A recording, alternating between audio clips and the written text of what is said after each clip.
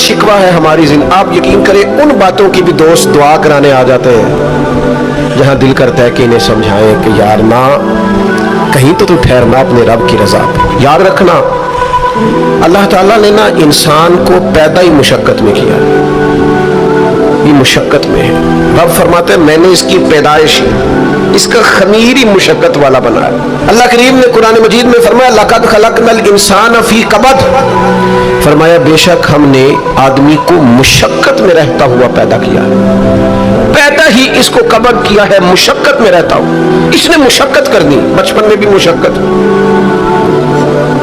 चले कुछ थोड़ा सा आपको समझाने के लिए बात कर लेते हैं। प्राइमरी स्कूल में जाना कितना मुशक्कत का काम था। सारी रात लोग मंसूबा नहीं बनाते थे सवेरे छुट्टी करने का, वो कितनी बड़ी मुशक्कत का काम था। जब 3 महीने की छुट्टियां होती थी तो वो, अल्लाह करे कोई मैं ऐसा जुमला ना बोलूं, असातिज़ा बड़े काबिल एहतराम होते हैं, लेकिन हमारे जो उस्ताद साहब थे ना, वो तो सिर्फ एक आध चैप्टर छोड़ते थे, बाकी कहते सारी किताबें लिख के ले आना। तो वो जब वो सबक दे रहे होते थे मुशक्कत का, तो बंदा सोचता था कि छुट्टियां आराम करने मिली आसानियां, ये वाली मुसीबत करने को मिली थी। जहां छुट्टियों पे रहे होते थे मुशक्कत बढ़ जाती थी। आज तो उन चीजों पर हंसी आती है। मुशक्कत, जद्दोजहद, हर लम्हे जद्दोजहद, और हर मुशक्कत अपने टाइम पर मुशक्कत होती है। आज आपसे कहा जाए, बहुत सारे लोगों से प्राइमरी का इम्तिहान देना है, तो आप कहेंगे बाएं हाथ का खेल है। भाई आप बाएं हाथ का खेल है, तब नहीं था। और जो आज प्राइमरी कर रहे हैं उनके लिए भी आज बाएं हाथ का खेल नहीं। हर मुशक्कत अपने वक्त पर मुशक्कत रहती है। किसी वक्त किसी चीज का इंतजाम करना आपके लिए बड़ा काबिल तकलीफ होता है, आजमाइश वाला होता है। बाद में आप समझते हैं कि ये तो कोई मसला ही नहीं था। अल्लाह ने इंसान को मुशक्कत, हम ना सुकून ढूंढते हैं, बस ठीक है घर बन गया, बस ठीक है अब मैंने बच्चे पाल लिए, बस ठीक है। ओ भाई तूने आगे बढ़ना है, तूने मुशक्कत करनी है, जद्दोजहद में रहना है। ओ यार आप ठहरे तो सही, इस्तकामत तो हो। जरा जरा सी बात पे बिलबिला उठना, तड़प जाना, हर चीज से उलझ जाना, ये बंदा मोमिन की शान नहीं। ताकतवर जिंदगी गुजारो, ताकतवर। हजरत ज़ैद बिन अरकम रदी अल्लाह ताला अन्हु बीमार थे। ये जरा बात सुनना मेरे करीम की। अल्लाह के प्यारे हबीब अलैहिस्सलाम तीमारदारी के लिए तशरीफ ले गए, तो हुजूर सैयद आलम अलैहिस्सलाम ने जाकर जनाब ज़ैद बिन अरकम की तबीयत को देखा तो कमजोरी थी और वो परेशान भी थे। तो हुजूर अलैहिस्सलाम को अल्लाह ताला ने गैब के खजानों की कुंजियां अता फरमाई हैं। करीब मुस्कुरा के फरमाने लगे, ज़ैद इस बीमारी से परेशान ना हो, इससे तो आपने ठीक हो जाना है। इस रवायत पर खास गौर करना क्या कह रहा हूं। फरमाया इससे आपने परेशान नहीं होना, इससे तो आपने ठीक हो जाना है, मसला ही नहीं। हाँ, इसके बाद एक वक्त आएगा आपकी आंखों की बिनाई रुखसत हो जाएगी और उम्र भी आपकी लंबी होगी, यानी एक बुढ़ापा, एक नजर चली जाएगी। अब आप यहां गौर करें, सरकार तबीयत क्या कर रहे हैं। हुजूर फरमा रहे हैं ये जो मुश्किल है ये तो गुजरने वाली है, इसके बाद जो मुश्किल आने वाली है वो इससे बड़ी है। फरमाया ज़ैद इसके बाद आपकी बिनाई चली जाएगी और उम्र भी लंबी होगी, तो बताइए उस वक्त क्या करेंगे। हज़रत ज़ैद बिन अरकम रज़ी अल्लाह ताला अन्हु अर्ज करने लगे, या रसूल अल्लाह मैं अल्लाह की रिजा पर सवाब की नीयत से सब्र करूंगा। माना क्या है, दुख कबूल मोहम्मद बख्शा राजी रहन प्यारे। ठीक है अगर बिनाई जाएगी और बुढ़ापा आएगा तो कबूल करेंगे, रब की रिजा के लिए सवाब की नीयत से सब्र करेंगे। ऐसे भी कभी दुनिया में मैदान लगते होंगे कि बीमारी आएगी, बताया जा रहा है और पूछा जा रहा है कि तू क्या करेगा, तो बता रहे या रसूलल्लाह सब्र करूंगा, तो नतीजा भी वही बयान हो रहा है, यानी सारा सौदा नगदो नगद। उसी वक्त हथेली पे सरसों जम रही है। हुजूर ने फरमाया क्या करोगे, या रसूलल्लाह सब्र करूंगा अल्लाह की रिजा के लिए सवाब की नीयत से।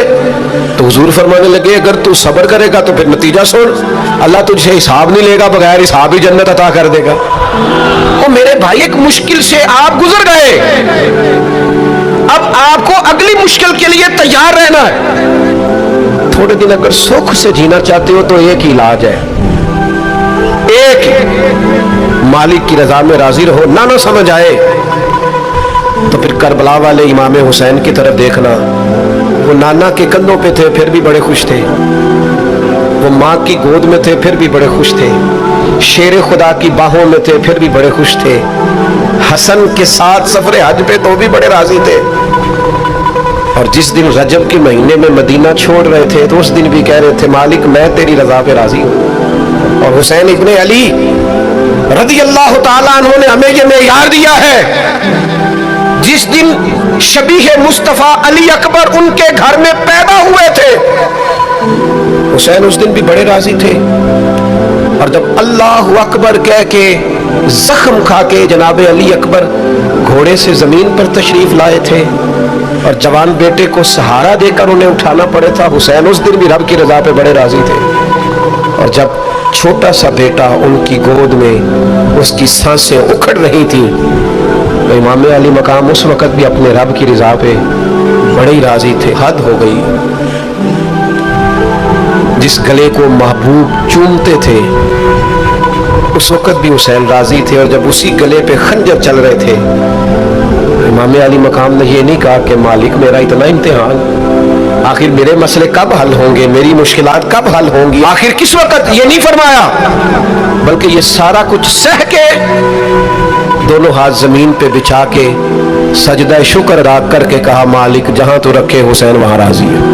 یاد رکھے اگر آج جوانی ہے تو بڑھاپا آئے گا, آج اگر صحت بالکل ٹھیک ہے تو آہستہ آہستہ خدا نہ خواستہ قبا اور آسام کمزور ہونے لگتے. ہمیں نا ذہنی طور پر تیار رہنا. لوگ کہتے ہیں جناب پتہ نہیں میں بڑا پریشان ہوں, ایک مشکل ختم ہوتی ہے دوسری شروع ہو جاتی ہے. میں نے کہا یہ مشکل نہیں, یہی تو مزہ ہے زندگی کا. اللہ کہتا ہے میں نے تجھے مشقت میں پیدا کیا ہے اور تو کہتا ہے کہ آسانی ہو جائے. اب یہ تو نہیں نہ ہوگا, جس نے جیسا پیدا کیا ہے بات تو اس قادر مطلق کی چلے گی, تیری نہیں چلے گی جب اس نے پیدا ہی مشقت میں کیا ہے. آپ اس بات کو یاد رکھیں اور اس کو اچھی طرح سمجھ لیں کہ آپ جب تک مزاج مشقت کا نہیں بناتے, ایک کے بعد دوسری, دوسری کے بعد تیسری, تیسری کے بعد چوتھی مشقت راہ دیکھ رہے ہیں. اور جو مشقتوں کے عادی نہیں وہ پھر پچھلی صفوں میں ہے, جو مشقتوں کے عادی نہیں وہ پھر کسی صورت میں نہ نام بنا سکتے ہیں نہ کام کر سکتے. جس کو آرام کرنا ہے, جس کو سکون سے سونا ہے وہ منزل نہیں پا سکتا. آپ کو آگے بڑھنا ہے, آپ کو جدوجہد کرنی ہے, آپ کو کوشش کرنی ہے, آپ کو باہمت رہنا ہے. حضرت عمر سے کسی نے کہا تھا کہ میں آپ سے ملنا تو چاہتا تھا پر دوپہر کا ٹائم تھا, میں آیا نہیں, کہیں آپ سو نہ رہے ہو. تو جناب عمر رو پڑے, فرمانے لگے سویا کرتا تھا کبھی, جب سے ابو بکر یہ چابیاں میرے ہاتھ میں دے گئے نا تو دن کی بات کرتا ہے, میں رات کو نہیں سو پاتا, اٹھ اٹھ کے حضور کی امت کی خبر گیری کرتا ہوں. رات جگہ میرا نصیب بن گئے ہیں, آنکھوں کی نیند رخصت ہو گئی ہے, لہجوں میں آرام نکل گیا ہے. اور بھائی جب آپ کو جدوجہد کرنی ہے, جب آپ کو آگے بڑھنا ہے, ذہن بناؤ یار, طبیعت بناؤ, آگے بڑھنا ہے, مشقت کرنی ہے, نیند تھوڑی کم لینی ہے, زبان کے ذائقے مزے کے کھانے تھوڑے کم کرنے. ہم نے اپنی مرضی سے وہ لیٹے ہیں, وہ آرام کر رہے ہیں, اس سے تھوڑا اٹھ کر سوچنا. امام علی مقام کا پیغام یہ ہے کہ تو بڑا تب بنے گا جب تیری زندگی محنت والی, کوشش والی, جدوجہد والی ہو. اور پھر اس کے بعد کیا کرنا ہے, ایک کوشش کرنی ہے. اس کے بعد اگلا کام یہ ہے کہ جہاں رب رکھے نا وہاں رہنا بھی ہے, اس کی رضا پہ. جب آپ مسلمان ہوتے ہیں نا, کلمہ پڑھتے تو ہم اعلان کرتے ہیں آج کے بعد فیصلے میرے نہیں چلیں گے, فیصلے اللہ کے چلیں گے. لیکن پریشانی پتہ کب ہوتی ہے, جب ہم فیصلہ اپنی مرضی کا مانگتے. او بھائی جب تو مالک کا غلام ہے, بندہ ہے, تو پھر دکھ کس چیز کا نام ہے. کسی درویش نے کہا تھا دکھ کس چیز کا نام ہے کہ اللہ کی مرضی اور ہے اور تیرا ارادہ اور ہے. تو کہتا ہے بات اس طرح بنے جس طرح میں چاہتا ہوں, رب کہتا ہے نہیں میں نے فیصلہ کر لیا ہے. پھر تو دکھی ہوتا ہے.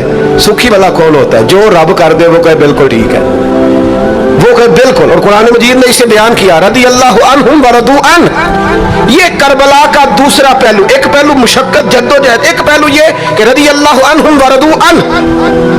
اللہ کہتا ہے میرے بندوں کی شان یہ ہے کہ اللہ ان سے راضی ہے اور وہ اللہ سے راضی ہے. اللہ ان سے راضی ہے اور وہ بھی راضی ہے اللہ سے. اللہ نے جہاں رکھا ہے وہ اللہ سے. ایک پہلو یہ ہے کہ اللہ راضی ہو جائے, ایک پہلو یہ ہے کہ بندہ راضی ہو جائے. رب فرماتا ہے ذالک الفوز العظیم, وہ اللہ سے راضی, اللہ ان سے راضی, یہ بہت بڑی کامیابی ہے. امام محمد غزالی رحمۃ اللہ علیہ سے کسی نے کہا تھا زیادہ مشکل کیا ہے, اللہ کا راضی ہونا کہ بندے کا. تو امام صاحب فرمانے لگے رب تو مہربان ہی بڑا، بڑی جلدی راضی ہو جاتا ہے. تو صرف آنسو بہائے سچی توبہ کے مالک راضی ہے. کسی غریب کی مدد کر دے اخلاص سے، اللہ راضی ہے. اللہ تو جلدی راضی ہو جاتا ہے، مشکل یہ ہے کہ بندہ نہیں راضی ہوتا. یہ اس میں ہر روز ایک نئی امید لگائی ہوئی ہے، ہر روز اس کا نیا رنگ ہے. یہ راضی نہیں ہوتا. حضرت موسیٰ علیہ السلام نے اللہ کی بارگاہ میں عرض کی مالک میری قوم یہ عرض کرتی ہے کہ تو بتا تو ہم سے کیسے راضی ہوگا. حضرت موسیٰ اپنی قوم کی عرض لے کر مالک کی بارگاہ میں کوہ طور پہ حاضر ہے. او یارو اسے دل کی تختی پہ لکھ لینا. عرض کی مالک میری قوم کہتی ہے رب کریم کے حضور عرض کریں کہ ہمیں بتائے ہمارا رب ہم سے کیسے راضی ہوگا. تو حضرت کلیم کہتے ہیں جب رب کی بارگاہ میں عرض کیا تو مالک نے فرمایا ان سے جا کے کہو وہ مجھ سے راضی ہو جائے، بس وہ راضی ہو جائے میں بھی ان سے راضی ہو جاؤں گا. حضرت سیدنا عبداللہ ابن عمر رضی اللہ تعالیٰ عنہ کا صاحبزادہ بڑا سخت علیل ہو گیا. بچے بیمار ہو جائے تو تکلیف بڑی ہوتی ہے انسان کی طبیعت کو. حضرت عبداللہ ابن عمر کے بیٹے بڑے سخت علیل ہو گئے. جناب عبداللہ ابن عمر بڑے پریشان ہیں، کبھی ادھر جاتے ہیں کبھی ادھر جاتے ہیں، اس حکیم کے پاس اس طبیب سخت پریشان. آپ کے دوست احباب دیکھتے کہ حضرت عبداللہ ابن عمر بڑے سخت آزمائش میں، بیٹے کا انتقال ہو گیا، صحت نہ ہو سکی، اللہ کا حکم آ گیا. اب یہ جو انتقال ہے یہ ظاہر ہے بیماری سے زیادہ مشکل کام ہے، بیٹا چلا ہی گیا ہے.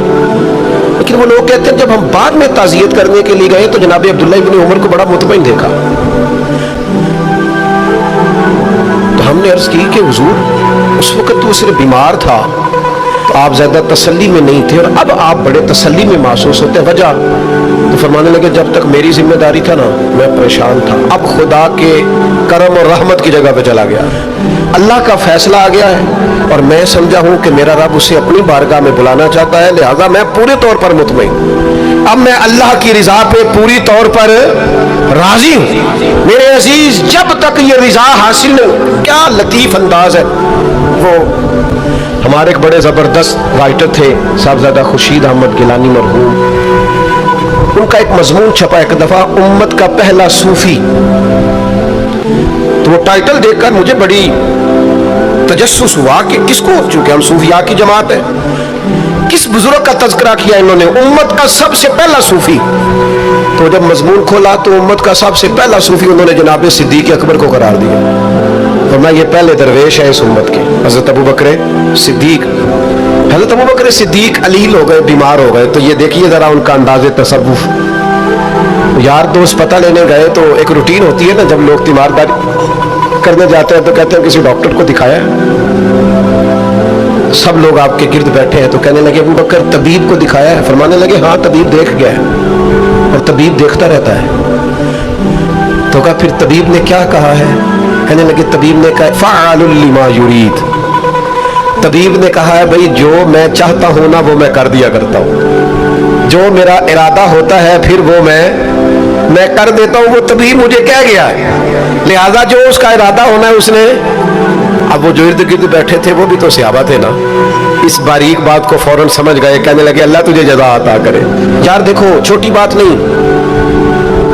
حضرت انس بن مالک کہتے ہیں 10 سال میں نے نبی پاک کے گھر میں نوکری کی ہے. 10 سال. 1 سال کے بعد لوگ اکتا جاتے ہیں، سارا پتہ چل جاتا ہے. اس کے بعد وہ چاہتے نہیں رہتی، بندہ پرانا ہو جاتا ہے. اکرام احترام الا ماشاءاللہ وہ نہیں رہتا. فرماتے ہیں 10 سال حضور کے گھر میں نوکری کی، پورے 10 سال. ایک دفعہ بھی رسول پاک نے اوف نہیں کہا. فرماتے ہیں ایسا نہیں کہ کبھی کوئی ایسی بات نہیں ہوئی جس سے حضور ناراض ہو. کئی دفعہ ایسے موقع آئے، حضور نے کسی کام سے بھیجا، میں جا کے بچوں کے ساتھ کھیلنے لگا، محبوب آئے میں ڈر گیا، لیکن حضور نے کچھ بھی نہیں کہا، مسکرا کے فرمایا تمہیں کام بھیجا تھا کر کے کیوں نہیں آئے. ایک تو یہ کہ مشقت کرنی ہے، دوسرا اللہ کی رضا پہ راضی رہنا، اور تیسری بات یہ سوچیں کبھی ذاتی قسم کی نہیں بنانی، سوچیں ملی قسم کی، قومی آفاقی سوچیں. جتنے دوست ہماری خانقاہ سے وابستہ ہیں، یہاں کسی آستانے سے وابستہ ہیں، کچھ ہمارے پاس مدرسے میں پڑھتے ہیں، کہیں بھی آپ پڑھتے ہیں، آپ کی سوچیں جب تک ملی اور قومی نہیں ہوتی، آپ بہت زیادہ بھی باصلاحیت ہیں تو آپ کوئی کردار نہیں ادا کر سکتے. آپ کو اللہ نے جو صلاحیت دی ہے وہ دین کے لیے خرچ کریں. کوئی بھی صلاحیت ہے آپ کی عزیز.